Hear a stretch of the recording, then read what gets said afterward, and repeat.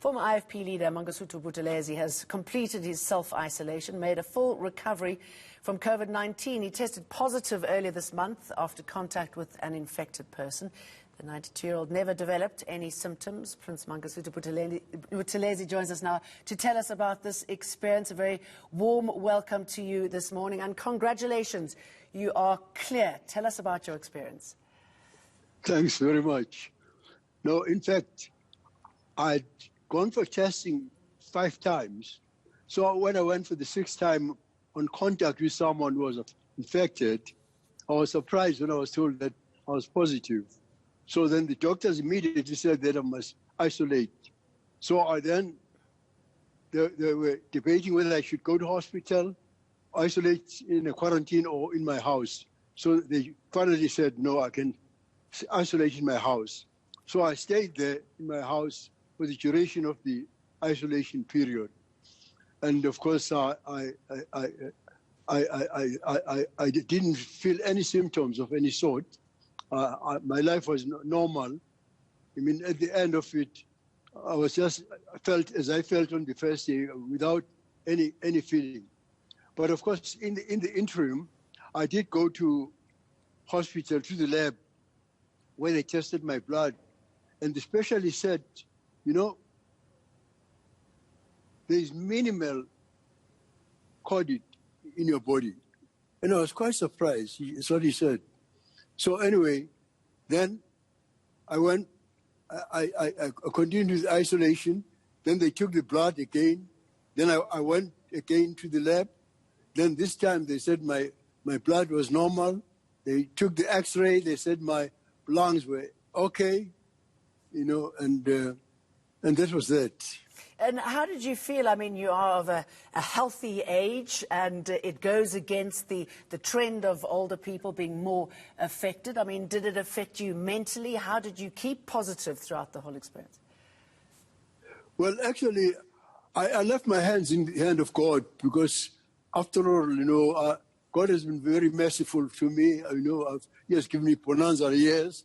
I've gone beyond the 70 that you see in the Psalms. So actually, either way, I said that what will be will be. If I'm going, well, thanks to the Lord for the duration of my life on earth. But at the same time, of course, I was concerned because I have a commodity, which is diabetes, which I've had for decades. So there are that disadvantage. It's a disadvantage of age and a disadvantage of diabetes.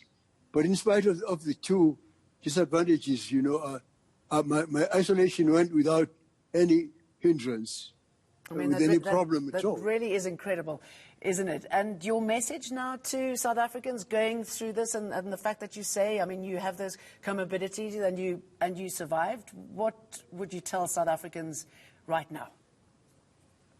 You think, you know, you'll be surprised. What surprised me, you know, as I traveled, even when I went to the lab, to find some of our people not wearing masks.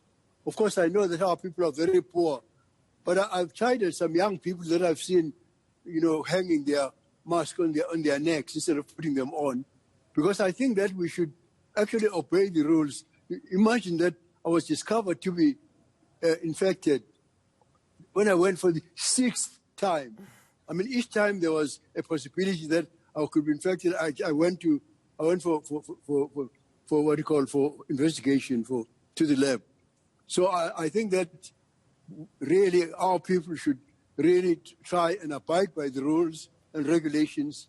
And I think that there's no secret except that one should do so. One should wash one's hands as often as possible, you know, and one must wear one's mask and so on. One must obey the social distance as required. One must not attend, you know, people exceeding the 50 number of people that are supposed to congregate, whether it's a funeral or whatever. So that's my appeal to our people, that in fact, in countries where the people have improved, you know, the number of fatalities and so on, I mean, people who have actually abided by the rules and regulations. And that's my appeal to everyone. I hope they're listening. It is your birthday on the 27th. You're going to be turning 92. How are you going to be celebrating? Correct.